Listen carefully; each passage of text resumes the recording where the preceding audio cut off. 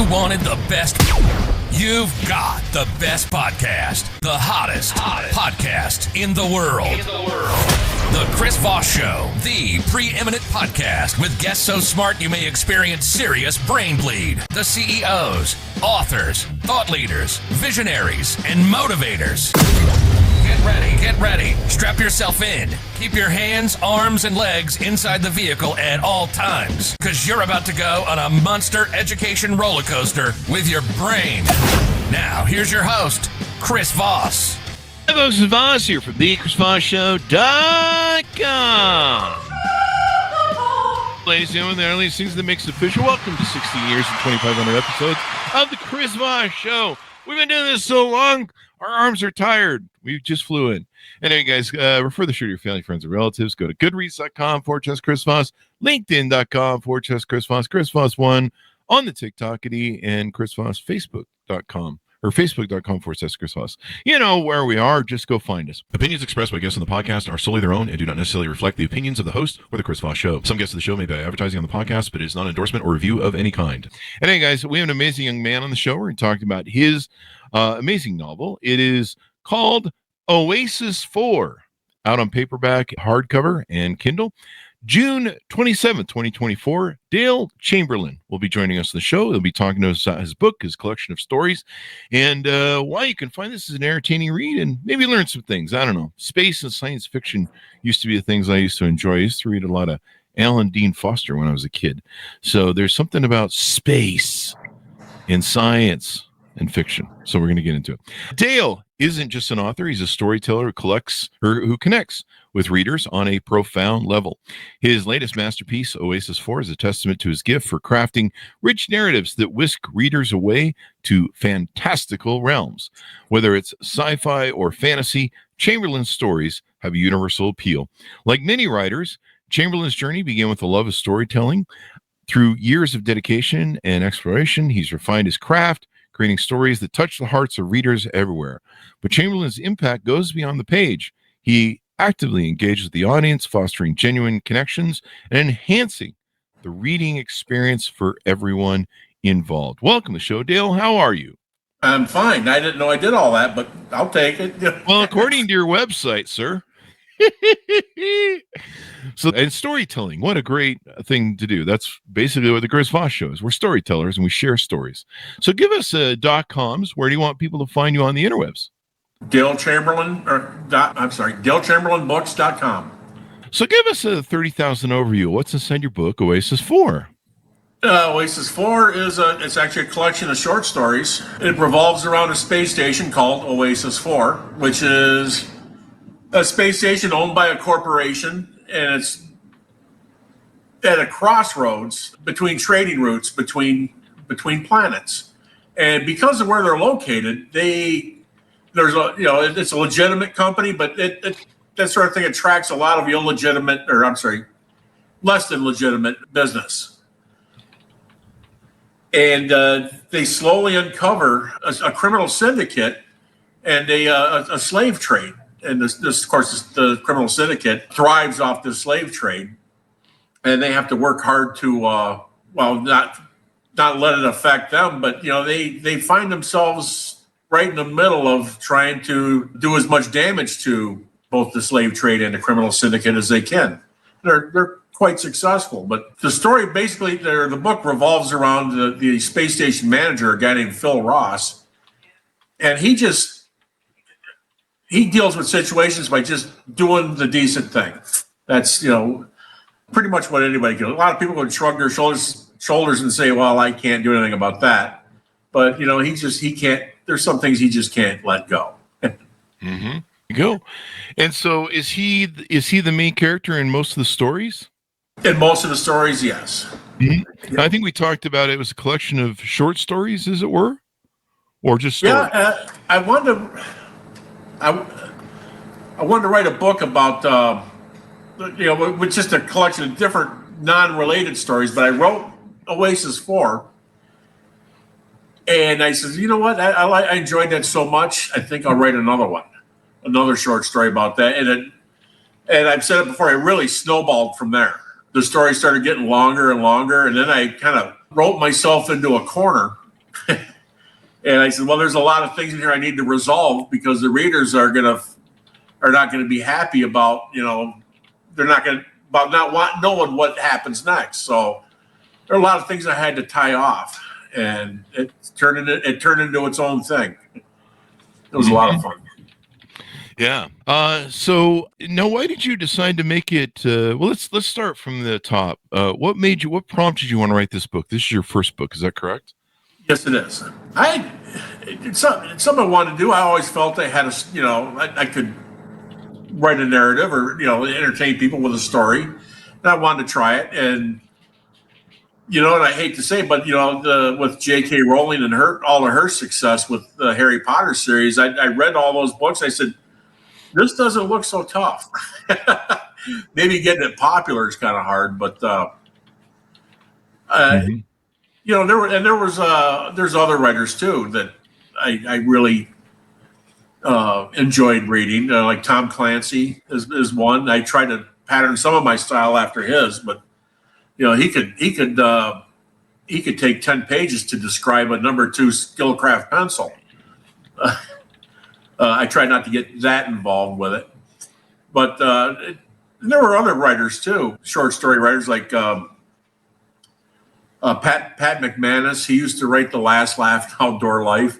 He's one of my favorites. He was the master of the short story and the humorous narrative. And it was something I thought, well, maybe there's something in it. I'd like to try to entertain people doing that. And so, when did you start with this book? When did you start writing it? Oh, it was actually, it was way before COVID even. Oh, really? Oh, yeah. In fact, it's kind of funny. There's one place in my book where they talk about a pandemic, a planet going through a couple pandemics. Oh, boy. And that was before COVID. So I hope I didn't give anybody bad ideas. But I think it's your fault. We can probably blame COVID on you. A lot of stuff can be blamed on me. So I might as well. I talked to your wife. That's true. No, I'm kidding. I don't even know if you're married. I am not. Usually wives keep a list, so you're probably better off then. So the list of everything you've ever done wrong. Marriage jokes, folks. Don't write me. But what attracted you to science fiction? I mentioned at the beginning of the show that I was attracted to as a child. I loved reading Alan Dean Foster books. I can't think of some of the other authors that I read, but boy, I really love science fiction. I used to eat it up. And I've always enjoyed, of course, grew up on Star Trek, and Star Wars came out when I was a teenager. So that I wouldn't conflate the two. They're just, in my opinion, two different genres. One is fantasy, and another one is more based in science. Mm-hmm. But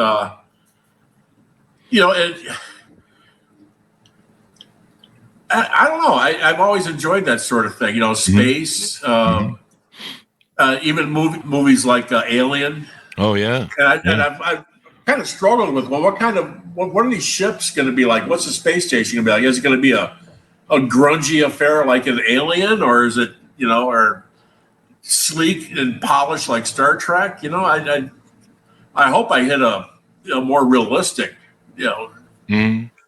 Did you have any pointy ear people in the book? No, I'm just doing Spock jokes. Most people are built like us. Some have extra fingers. There's one race they run into. They actually look like pre-adolescents. Really? But they're full-grown people. But you can mistake them for someone that's 10 years old. I think I see that on Twitter every day. That very well could be. A lot of kids will surprise you. But, we do a lot of Twitter callbacks on the show. Yeah, there's a couple of species that are really unusual, and others that are more like humans. You can tell them apart, but easily mistaken for humans if you're not careful. Well, the humans are usually the weirdest ones, But yeah, in my opinion, well, in a lot of science fiction. The humans they're kind of weak, and they have to be, the aliens are aggressive and have superior weapons. And in my book, it's the aliens that go, okay, just note to self, leave humans alone, Yeah. we're definitely not the weak sister in that crowd. That's kind of a change, it's kind of refreshing.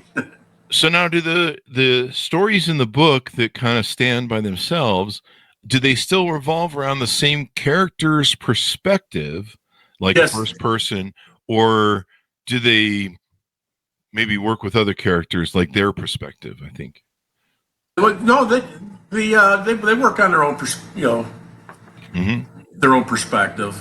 As the story is laid out and told and stuff. Yeah. What were some examples from the book? Maybe some anecdotes. Can you pull some anecdotes that maybe some of the content you put in the book, or maybe some of the reasoning you put behind some of the scenarios you built and why you built them that way? Well, there's a couple instances where the Phil Ross, the manager, I wanted to get him in a spacesuit outside the space station, and I had to come up with a scenario where him and a maintenance technician had to don spacesuits and go out and retrieve an artifact from the outside of the space station.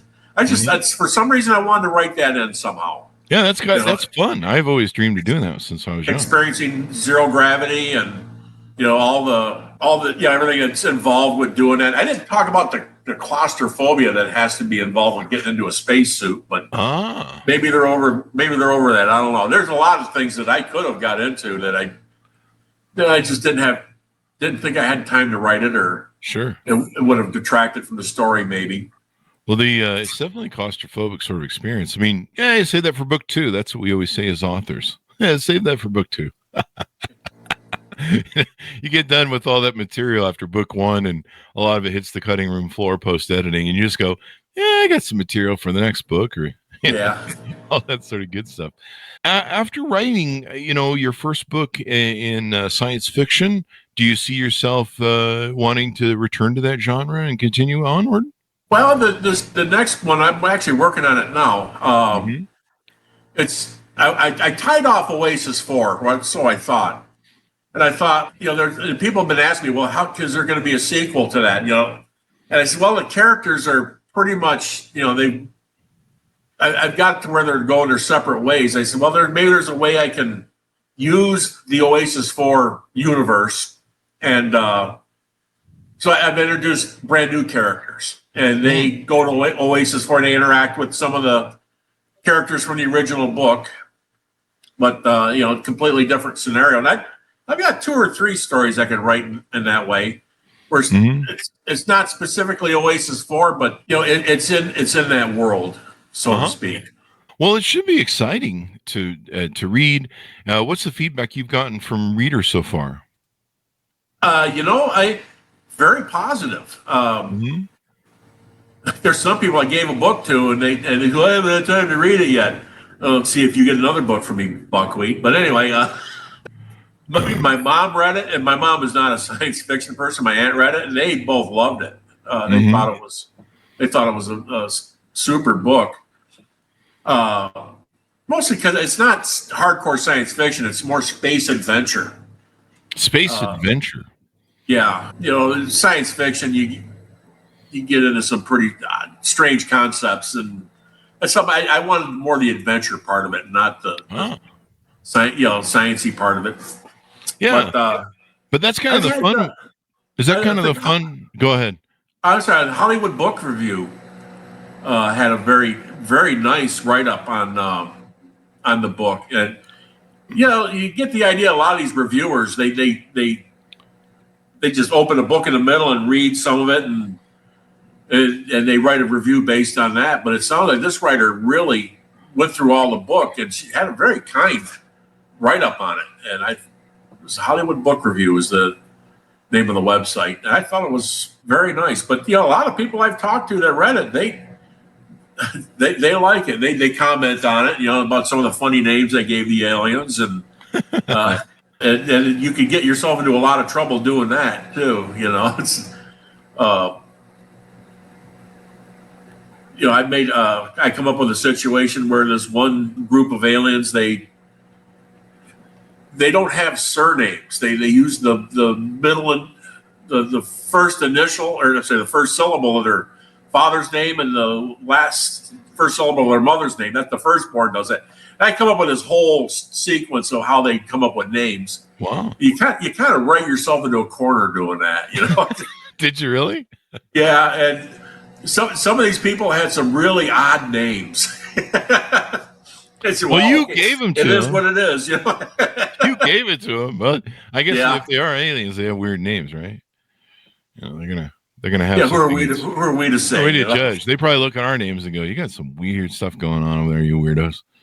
Yeah, that's why aliens in real life don't contact us, because they come here and they just go, "What the?" Yeah, fuck is going on?" they fly past Earth and they lock their doors, you know. Lock the doors, roll up the windows as they drive by. Yeah, we've seen those people. Yeah, just keep moving. Go to Saturn. Yeah, people are nice in Saturn. So anyway, they might be underground though. I don't know. Anyway, what sort of process do you use when you write? Do you usually what did you find that was successful to you? There's a lot of aspiring writers or writers that listen to the show. What did you find work for you in keeping writing on a consistent basis and getting the words down on the paper? I honestly can't answer that, you know, or it's just things would come to me, or I would, as I said before, I'd say, well, I want to get this guy outside the space station. Mm-hmm. And I would, once a week I drive, I have about a 2-hour drive, once a week. And during that drive, I'm not on, I do pay attention on the road, but my mind is, literally 10 million miles away in Oasis 4 going, okay, well, how do I get that character from where they're at to where I want to get them? What needs to transpire doing that? And I've never sat down and wrote an outline for a story or anything. It's all been just letting things stew a little bit, and then, okay, I want to write that down before I forget it. So basically, making sure you keep notes. The great thing about long drives like that, or having time to ponder stuff, is I think the subconscious mind, the conscious mind work together to cook up really cool ideas. And hey, what if you did this? Hey, what if you did that? That sort of thing. Is that what you found? Did that come through? Oh, I was distracted there. I'm sorry. Was there a question there? Sorry, I think maybe the audio dropped. When the great thing about those long drives is you can take in, the subconscious mind, the conscious mind can work on different things to come up with things, and of course writing down those good ideas. I've had so many ideas that I'll have in the middle of the night or in the morning or usually before bed. I'll be laying there in bed trying to sleep, and my brain's like, just coming up with ideas, and you're like, this really is the sleepy time. Didn't you not get the memo?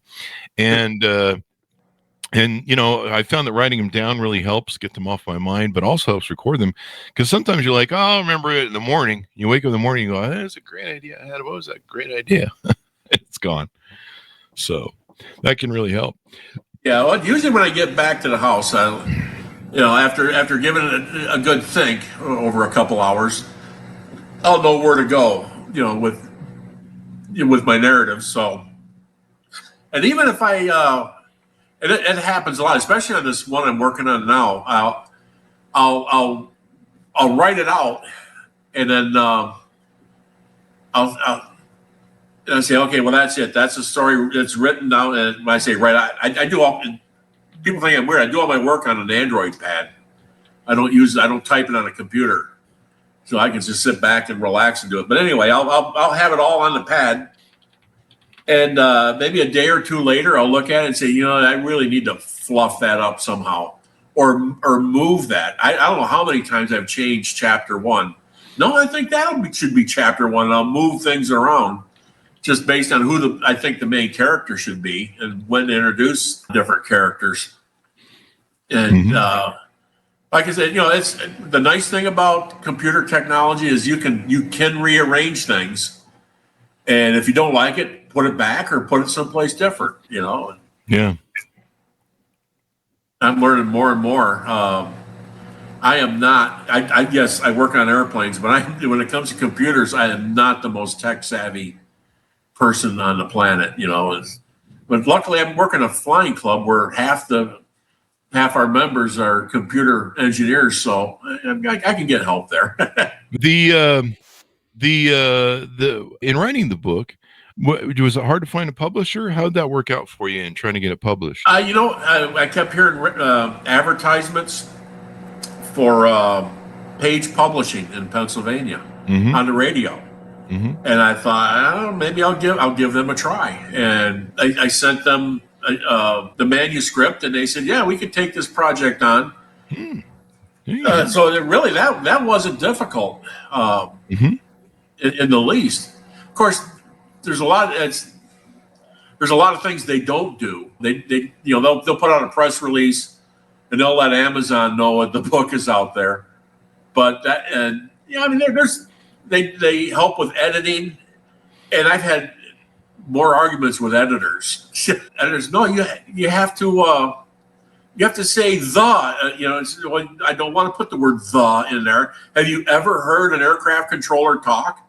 In the book, that's the way the station controllers talk. That clipped speech, and a lot of things that this person's in tears reading the book. They're just so frustrated. But no, I really know what I'm talking about here. Yeah. It's pretty wild, all the stuff that's out there. And with science fiction, you kind of have an endless palette of different things you can do, because all of it's really creative, right? If you write something here that's kind of about, I don't know, humans and life, you're kind of stuck in a box of what it is, unless you maybe, I don't know, write about the future of humans, and that kind of becomes science fiction. But with science fiction, you can make up aliens and spaceships and scenarios, and you can kind of utilize, the endless reaches of space as your it's hard to come up with a fresh new idea, because all the really cool ones have been taken. Yeah. Well, what is that old thing that all the good stuff gets repeated anyway eventually? That's true, but you want to be, you don't want people looking like, yeah, he did it. I saw that Schwarzenegger movie. Yeah, me too. Yeah, you don't want to rip people completely off and kind of create your own lane. But I think that's where, developing characters and stories and kind of making it to kind of your genre. Like a lot of great authors, you can, when you read them, you can be like, I know who wrote this, kind of sort of thing. I imagine you can pick up on Stephen King or Alan Dean Foster. I imagine, I don't know. But yeah, there's kind of a fingerprint, I think, that you have in the art after a while. People might use. Like I said, there are authors that I really admire that you try to say, I want my book to read a lot like his, And do you have a favorite science fiction or a few favorite science fiction authors? Not really. I'm not. In our family, I wasn't the sci-fi guy. Really? Wow. Yeah, I really did not have a. I enjoy science fiction movies more than anything, but I've got a small collection of sci-fi movies from like the 50s, which were like Forbidden Planet and things like that. Which, if you look at them now, and it's like that for the 1950s, that was really cool, and a lot of concepts that were kind of out there. Yeah. It's so movies may have been the biggest thing. Like you said, Star Trek and Star Wars are kind of your influence. Yeah, a little bit. Yeah, and I didn't want to copy them exactly. Well, they do that. Star Wars does that pretty much on its own. Like, yeah, they do. And you look at Star Wars, and it's they act like all the inhabited planets are like next to each other. You could get a good pair of binoculars and see the next one, and it's really not that way. Yeah, it's in real life. It's I don't know what kind of distances you would have to travel to find another planet that would support life. A really long distance. Like many thousands of light years away. And like I said, Star Trek, gigantic spaceships blasting away at each other. I don't know. It just sounds that sounds way out there to me. Yeah, totally out there. The the one thing that kind of made me take the shine off of Star Wars was so many of the movies were just, I'm like, another Death Star? Really? Yeah. We're blowing up another Death Star? How many times are we going to regurgitate this story of the Death? Can we come up with something other than a Death Star? It kind of got a little old for me. I was like, can we do something different? And then if you've seen, Star Wars is based off the movie, I believe, The Fortress by the famed director of film Akira Kurosawa, I believe it was. And the Star Wars plot, the movie, the characters, everything, it's just set in a different time, is literally lifted. And even what's his face, the gentleman who did Star Wars, the famed director for that, he literally admits that he lifted it from George Lucas. Yeah. That's what Hollywood does. He borrowed a lot of stuff. He would take a picture of was like the Millennium Falcon cockpit was. He based that on a B-29 cockpit. Yeah. So that's how they develop stuff. I mean, it's kind of how Hollywood works. I mean, everything's kind of regurgitated. They borrow from each other. They lean on each other. Creative swiping, we call it in business. So as we go out, give people a final pitch out to order up your book wherever fine books are sold. Yeah, you can get that from DaleChamberlainBooks.com. Do they get any bonuses if they order it from you off your website? I get the bonus. I don't have to share it with Amazon. So, folks, go to his website and order it up there. And you can find the book wherever fine books are sold. Oasis 4 out on paperback June 27th, 2024 by Dale Chamberlain. Dale, thank you very much for coming to the show. We really appreciate it. You're very welcome. Thank you. And thanks, Jonas, for tuning in. Go to goodreads.com/Chris Voss, LinkedIn.com/Chris Voss, Chris Voss 1 on the TikTok and Facebook.com/Chris Voss. Be good to each other. Stay safe. We'll see you guys next time. And that should have